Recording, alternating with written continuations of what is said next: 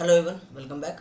हम लोग लास्ट वाले क्लास में शेयर स्ट्रेंथ क्या होता है सॉइल का, ये सारे टॉपिक्स आपको एक डिस्कशन में पूरा समझा दिए थे डायग्राम्स के मदद से। अब आज बिना टाइम वेस्ट किए हम लोग एक एक करके अब अपने सिलेबस के हिसाब से कि शेयर स्ट्रेंथ टॉपिक कैसे कैसे आगे बढ़ता है, शेयर क्या होता है, शेयर स्ट्रेस क्या होता है, शेयर स्ट्रेंथ क्या होता है, शेयर फेलियर किसको कहते हैं, ये सारी चीज़ें नोट्स के हिसाब से अब हम लोग डिस्कशन आगे बढ़ते हैं। अब जो जो चीज़ हम इसमें लिखे रहेंगे अब आपको उम्मीद करते हैं वो समझ में आएगा अगर आप लास्ट वाला लेक्चर देख लिए हैं तो। ठीक है, सबसे पहला topic share strength of soil होता क्या है।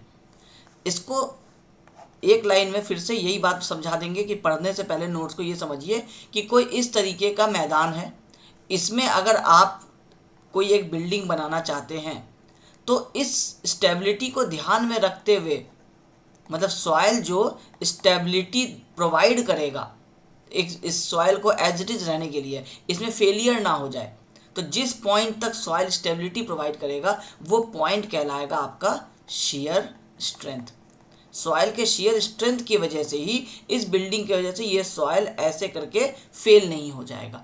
बस यही है आपका शेयर स्ट्रेंथ ऑफ सॉइल।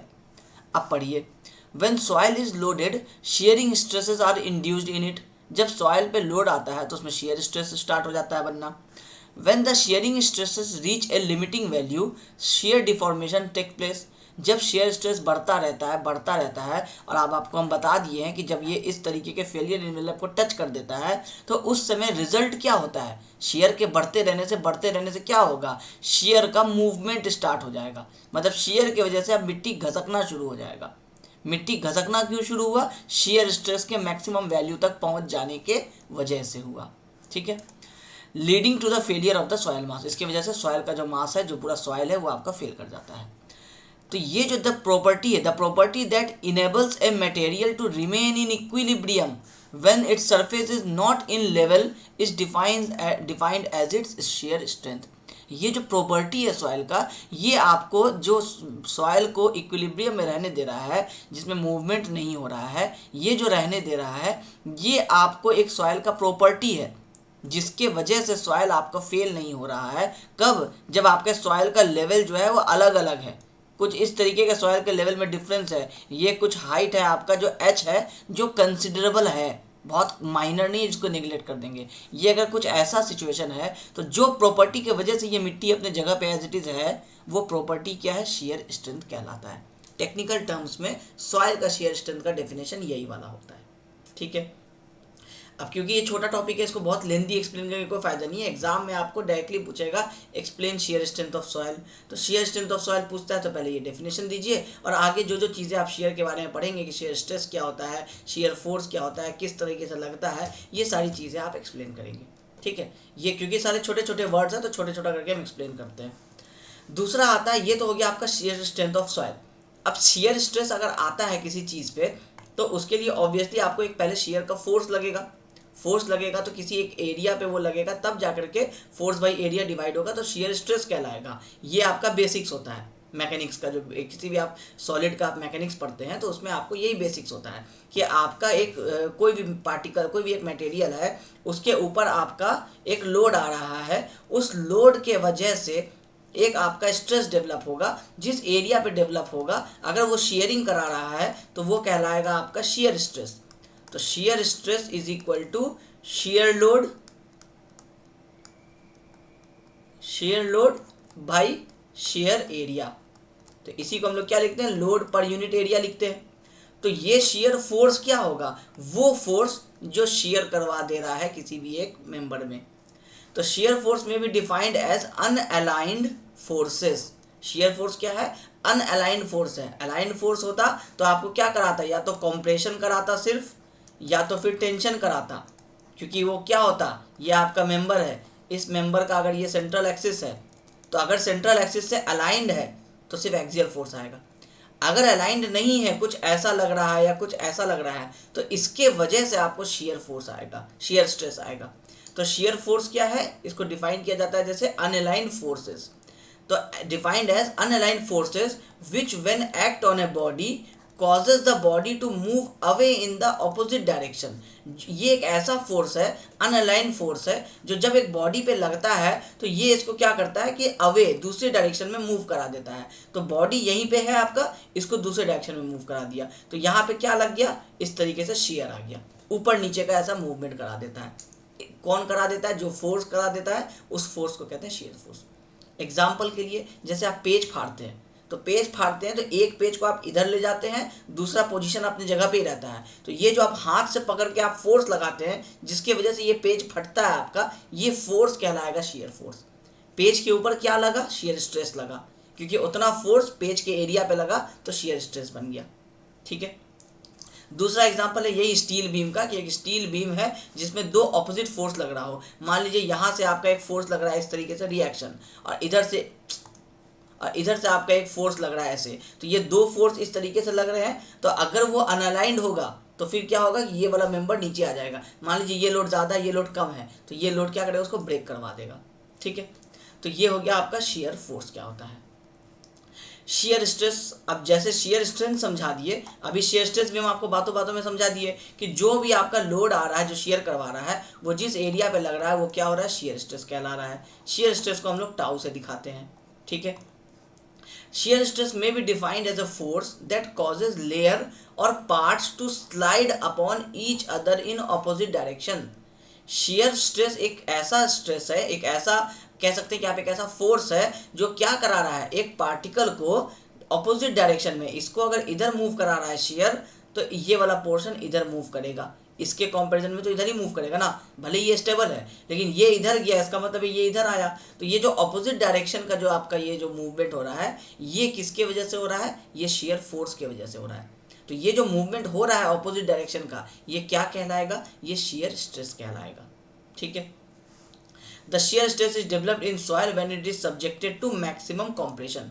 अब शेयर स्ट्रेस बनता कब है सॉइल में, एक तो इंक्लाइंड हो, और उसके ऊपर ऐसा आपका यहाँ पे ये वाला लाइन है, ये आपका यहाँ पे है एरिया उसका हाइट, और ये सॉइल यहाँ पे है, आप यहाँ पे कुछ रिटेनिंग वॉल या फिर आप कुछ शीट पाइल लगा करके इस मिट्टी को रोके हुए हैं। अब इसके ऊपर आप एक बिल्डिंग बनाए, और यहाँ भी एक बिल्डिंग बना हुआ है, इस बिल्डिंग की वजह से सिर्फ आपका कॉम्प्रेसिव लोड गया, लेकिन आपका क्या हुआ, नो शेयर स्ट्रेस हुआ इसके वजह से, क्योंकि ये क्या है, कॉम्पेरेटिवली दूर है।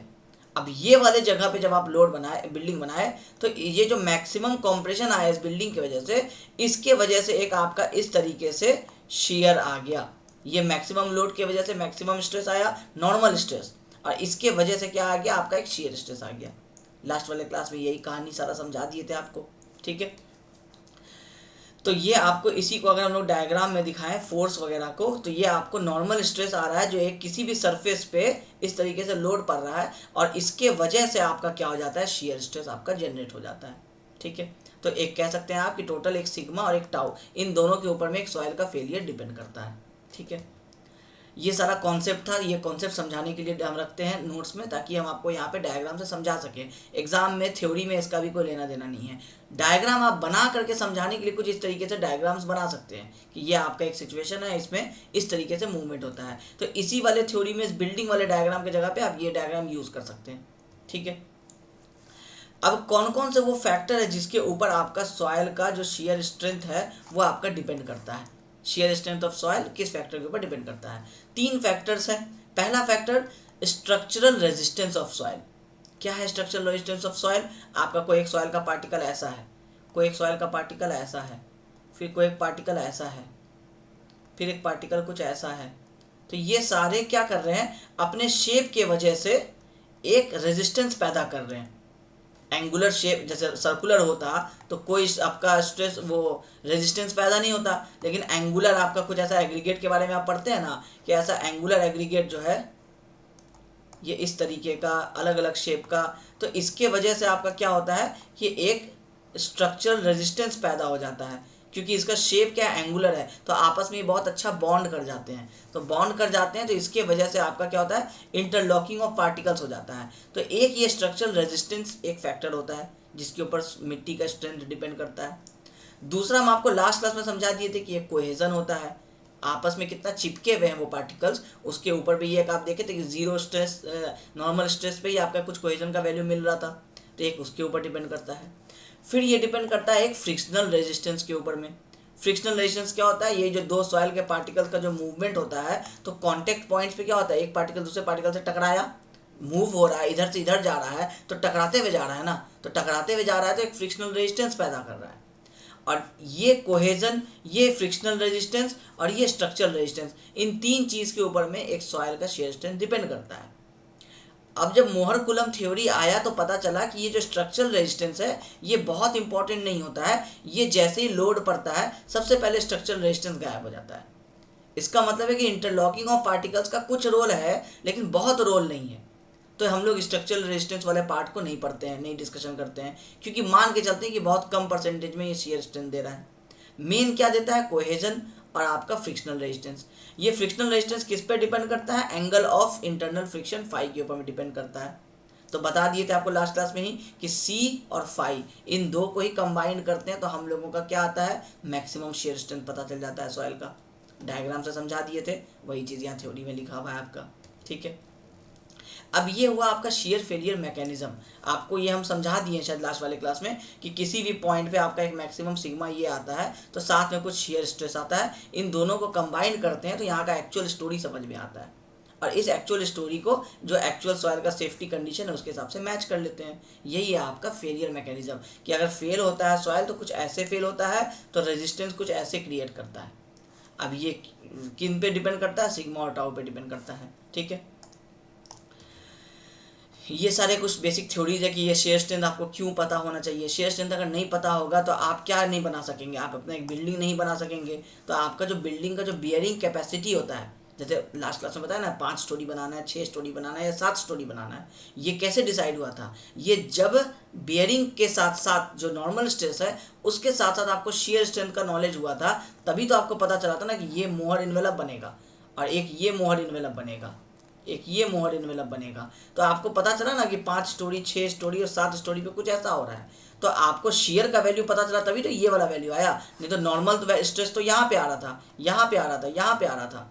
तो ये शेयर का नॉलेज रहेगा तो आप फाउंडेशंस वगैरह डिज़ाइन कर पाइएगा बिल्डिंग का।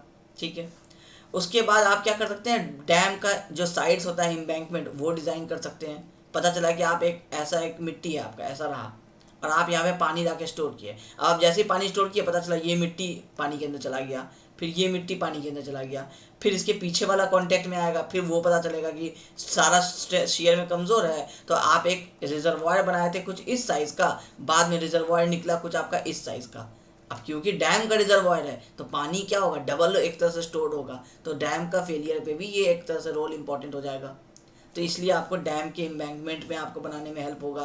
रोड का जो साइड्स आप बनाते हैं इस तरीके से रोड बनाते हैं, तो ये मिट्टी कई बार आप देखेंगे कि एक बिल्डिंग है, उस बिल्डिंग के हाइट का, जैसे कई बार आप देखेंगे जो आपके सुपर हाईवेज होते हैं, जो आपका एक्सप्रेसवेज बनता है, वो नॉर्मल ग्राउंड यहाँ पे आपका नॉर्मल अर्थ है उससे बहुत ऊँचा बनता है। कई बार ऐसा होता है कि 1-2 फ्लोर का बिल्डिंग के हाइट का सिर्फ मिट्टी बराबर रहता है, तो कहीं ये मिट्टी में ऐसा शेयर फेलियर ना हो जाए, तो इसके लिए भी आपको शेयर स्ट्रेंथ का पढ़ाई ज़रूरी है। तो सिविल इंजीनियर्स को ये सारे काम है, रिटेनिंग वॉल बनाना है तो वहाँ पे आपको ज़रूरी है, मिट्टी रोक रहे हैं तो मिट्टी में क्या हो रहा है वो जानना ज़रूरी है, तभी तो आप डिज़ाइन कर पाएंगे कि कितना मोटा रिटेनिंग वॉल दें। नहीं तो आप डिसाइड करेंगे कि कुछ इतना पतला रिटेनिंग वॉल देते हैं, इसके पीछे मिट्टी को रोक लेंगे, यहाँ पे हम रोड बना देते हैं, अब पता चला यहाँ पे इतना मोटा आपको थिकनेस का रिक्वायरमेंट था। तो इसलिए शेयर स्ट्रेंथ का नॉलेज बहुत ज़रूरी है सिविल इंजीनियर्स के लिए। मल्टीपल आपको प्रोजेक्ट्स में ये आपके काम आ जाता है। ठीक है, अब प्रिंसिपल प्लेन, एक काम करते हैं इस वाले को अभी रहने देते हैं, नेक्स्ट वाले क्लास में जब और डिस्कशन आगे बढ़ाएंगे तो फिर प्रिंसिपल प्लेन ऐड करेंगे। नहीं तो अभी जो हम आपको समझा रहे हैं उसमें ये क्या होगा, एक आपको दूसरा डायरेक्शन में चला जाएगा। ठीक है, प्रिंसिपल प्लेन का भी टाइम आएगा आपका, तब हम आपको डिस्कस कर देंगे। अब आपको हम समझा दिए कि एक बिल्डिंग के ऊपर क्या हो रहा है, आपका एक नॉर्मल स्ट्रेस लग रहा है, ये क्यों लग रहा है, लोड और उसके ऊपर जो डायरेक्ट लोड आ रहा है डायरेक्ट एरिया पे जो लग रहा है, और एक आपका शेयर स्ट्रेस आ रहा है। ठीक है, अब ये सिग्मा और ये टाउ के वजह से आपका जो है टोटल बिल्डिंग में जो भी इफेक्ट आ रहा है, जो सॉइल का स्ट्रेंथ चेक कर रहे हैं वो सिग्मा और टाउ के ऊपर डिपेंड करता है। इसको निकालने का 2 तरीका है आपके पास। पहला तरीका है एनालिटिकल मेथड, जो हम आपको बताया ना कि प्रिंसिपल स्ट्रेस वाला जो टॉपिक है वो वाले में आपको ये इसको उसमें क्या होता है, न्यूमेरिकल आपके फॉर्मूलाज हैं कि सिग्मा 1 निकालना है तो वो किस पे डिपेंड करेगा, वो sigma x plus sigma y divided by 2 plus इस तरीके से आपका फॉर्मूला है। तो उसके ऊपर डिपेंड करेगा। अगर सिग्मा 3 निकालना है तो फिर यही फॉर्मूला इस तरीके से sigma X plus sigma Y divided by 2 minus होकर के फिर ये आ जाएगा। तो ये सारा जो न्यूमेरिकल वाला फॉर्मूला है वो क्या है, एनालिटिकल मेथड है। अब यूज़ नहीं होता है क्योंकि बहुत लेंदी था, टेडियस था, बहुत सारे उसमें ड्रॉबैक्स थे, तो अब उसको यूज़ नहीं किया जाता है। आपको हम बताएं कि क्या यूज़ किया जाता है। ये सिग्मा और टाउ की कहानी कहाँ से आप निकालेंगे, मोहर सर्किल वाले मेथड से निकालेंगे। इसको हम लोग क्या बोलते हैं, ग्राफिकल मेथड। ग्राफी तो प्लॉट किया था ना लास्ट वाले क्लास में हम लोग, तो वो ग्राफिकल मेथड जो होता है वो मोहर सर्किल मेथड होता है। और वो मोहर सर्किल मेथड आपको फिलहाल अभी पढ़ना नहीं है, आपको मोहर सर्किल बनाने का मेथड नहीं जानना है, कैसे बना, किन फैक्टर्स पे डिपेंड किया, अभी वो नहीं जानना है। आपको जानना है कि सॉइल का शेयर स्ट्रेंथ क्या होता है, बिल्डिंग बना तो किस वजह से सॉइल फेल किया, तो वो बना आपको शेयर सिग्मा और टाउ की वजह से आपको फेल किया। उसको निकालने का तरीका ये दो हो सकता है, एक पढ़ना नहीं है ऑब्सोलीट हो गया, और दूसरा सिलेबस में नहीं है इसलिए पढ़ना नहीं है। अब बात आई कि फिर सर ये सारा थ्योरी आपको दिया कौन, तो ये सारा थ्योरी जो हम बता रहे हैं ये दिए आपको कौन, मोहर और कुलम मिल के दिए।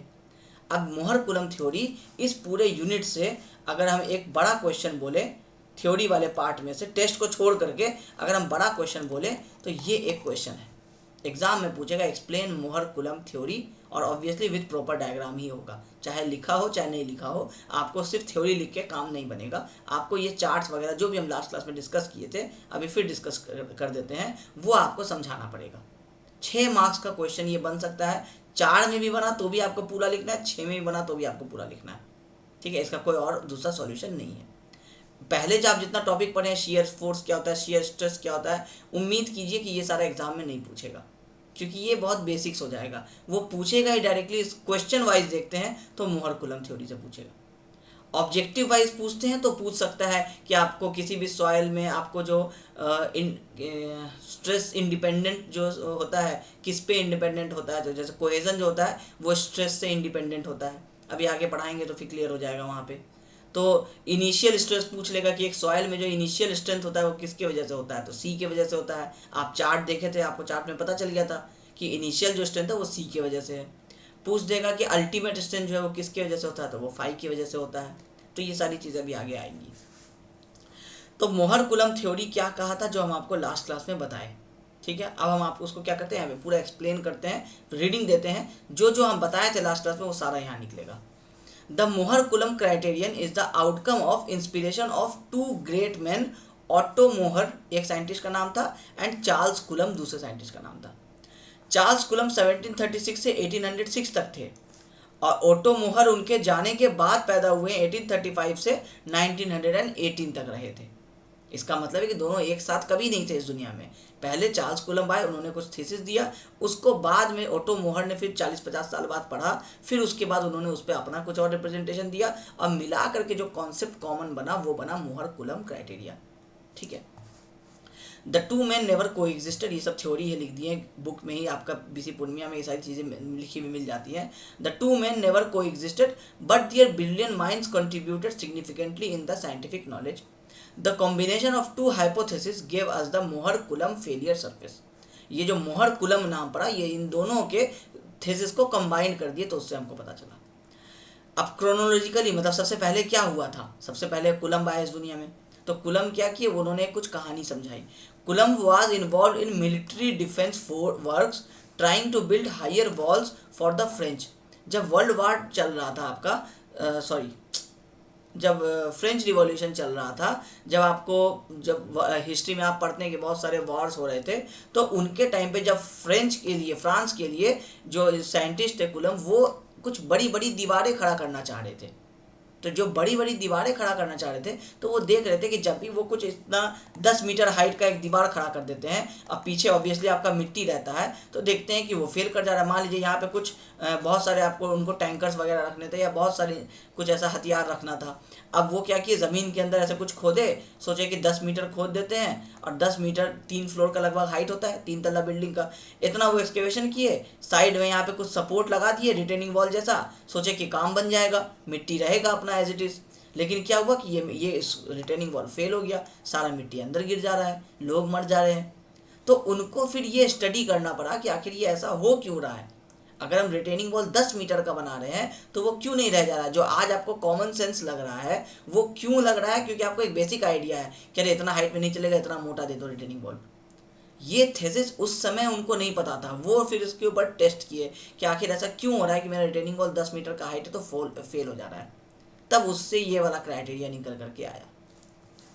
इन order to investigate why taller walls than usual, जो नॉर्मल 3 मीटर 4 मीटर से के बदले 10 मीटर दे रहे थे तो वो टॉलर वॉल्स हो गए। तो वो taller walls were failing and try to build them to stand. He wanted to understand the lateral earth pressure against retaining walls and the shear strength of soil. अब ये चीज़ जानने के लिए उनको कि उनका रिटेनिंग वॉल क्यों फेल हो रहा है, उनको अर्थ का लेटरल प्रेशर, ये वाला, एक होता है नॉर्मल प्रेशर, ये वाला लेटरल मतलब है कि एक्स डायरेक्शन में, इस वाले रिटेनिंग वॉल पे ऐसे फोर्स लग रहा है आपका हॉरिजॉन्टल डायरेक्शन में, तो उनको ये लेटरल प्रेशर के बारे में पता चला, ये इसके बारे में स्टडी किए। और दूसरा उनको पता चला शेयर स्ट्रेंथ ऑफ सॉइल के बारे में, कि सॉइल का अपना भी कुछ स्ट्रेंथ होता है कि वो एज इट इज ऐसे खड़ा रह सकता है, लेकिन डिपेंड करता है उसमें कोहेजन है कि नहीं, उसका एंगल ऑफ इंटरनल फ्रिक्शन कितना है, ये उसके ऊपर डिपेंड करता है। वो यही चीज़ बालू के ऊपर ऐसे सोचे टेस्ट करते हैं तो देखे बालू ऐसा आपको हो जा रहा है, मतलब बालू नहीं खड़ा रह रहा है। वही वो सिल्ट और क्ले के ऊपर चेक किए तो देखे कि ये बिल्कुल ऐसा खड़ा रह रहा है।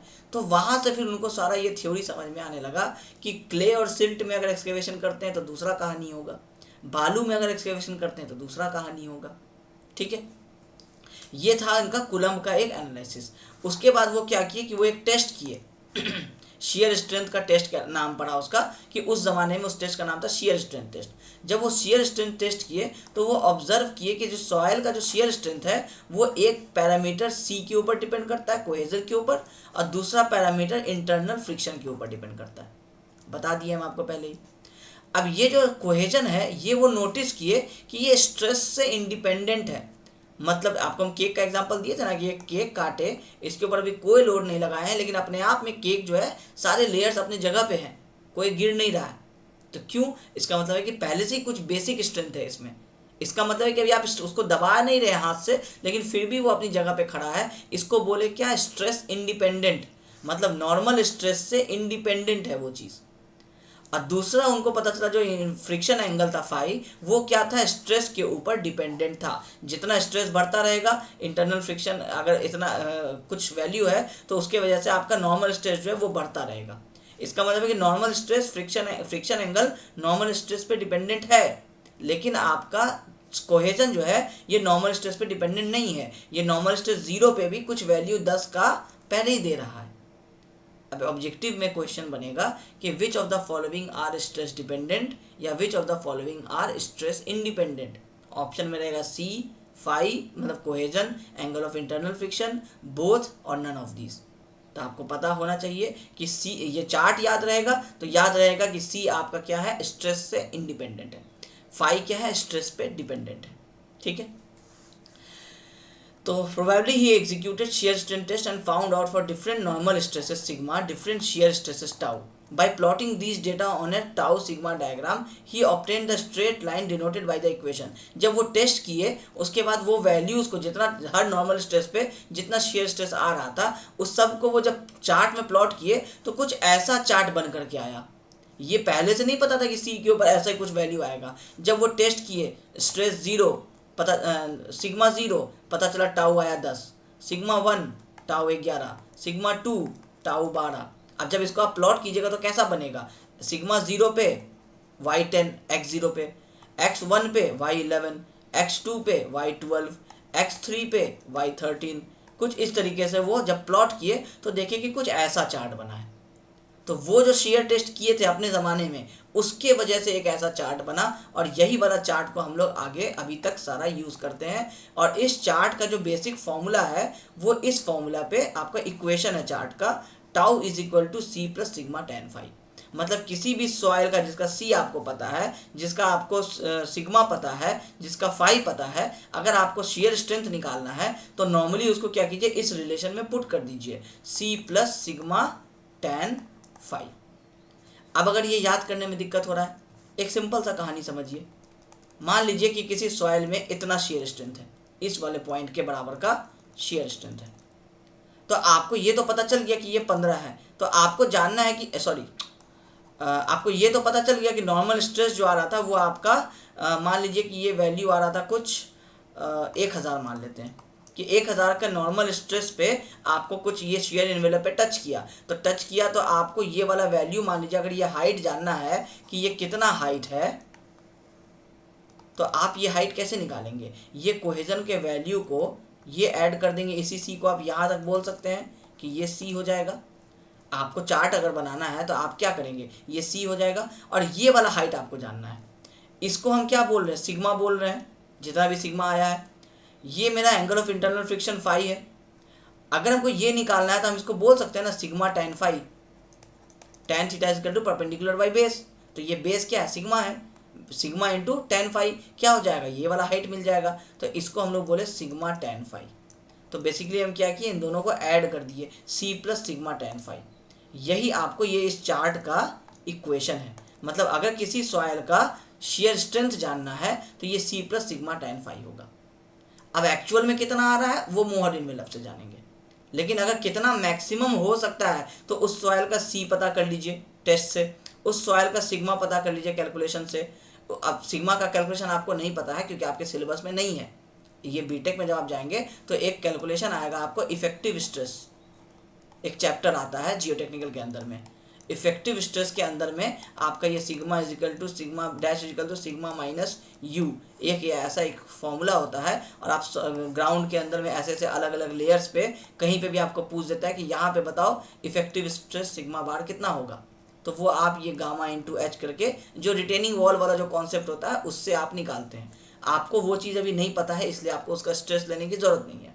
आपको सी और फाई का तो आपको पता है कि डिपेंडेंट है, ये दो तो आपको पता चल जाएगा सॉइल के टेस्ट वगैरह से। सिग्मा आप कैलकुलेट कर लिया करेंगे, तो इससे क्या होगा, सी सिग्मा और फाई मिल जाएगा। तो आप बता देंगे कि किसी एक पार्टिकुलर सॉइल जिसका सी इतना है, जिसका फाई इतना है, वो मैक्सिमम इतना मेरा शेयर स्ट्रेस ले सकता है। इसका मतलब है कि उसमें मैक्सिमम नॉर्मल स्ट्रेस इतना आ सकता है।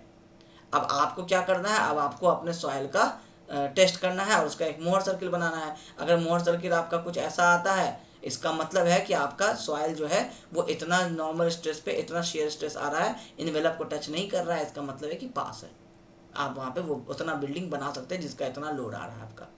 ठीक है, फिर अब ये तो जो कुलम बता रहे थे, तो फिर मोहर क्या किए, मोहर भी जब अपना थीसिस बताया, तो मोहर जो थीसिस बताया ना अपना, उनका जो शेयर स्ट्रेंथ ऑफ सॉइल का फॉर्मूला था वो एक फंक्शन था सिग्मा का, मतलब वो सी का फंक्शन नहीं था, वो सिग्मा का फंक्शन था, और उनका चार्ट कुछ ऐसा बना।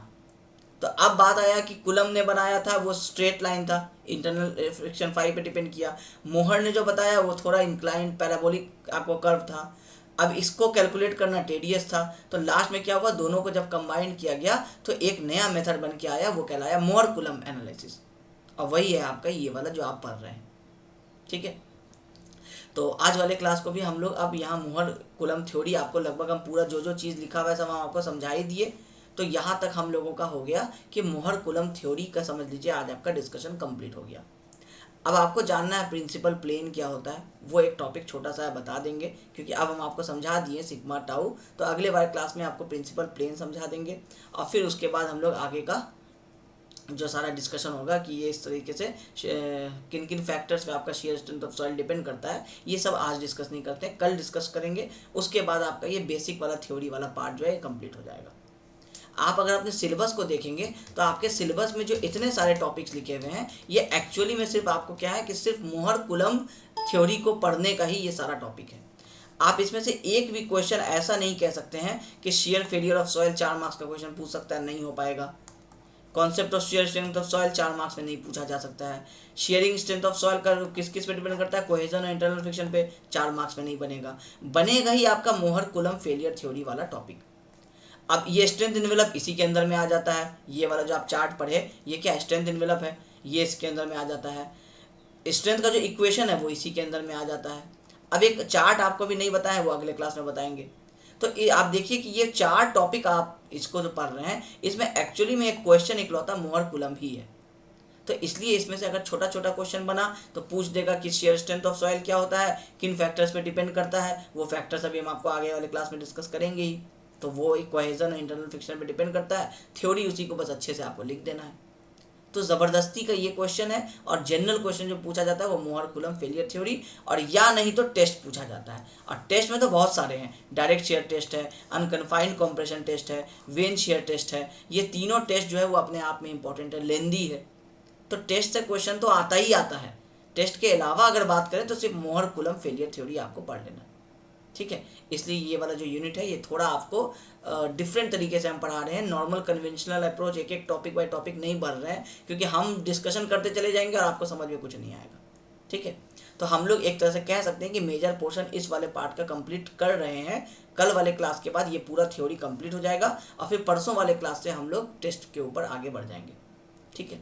तो उम्मीद करते हैं कि आज जो ये लेक्चर है थोड़ा छोटा ही है, लेकिन जो भी टॉपिक डिस्कस किए आपको ये सारी चीज़ें समझ में आ गई होंगी। Thank you.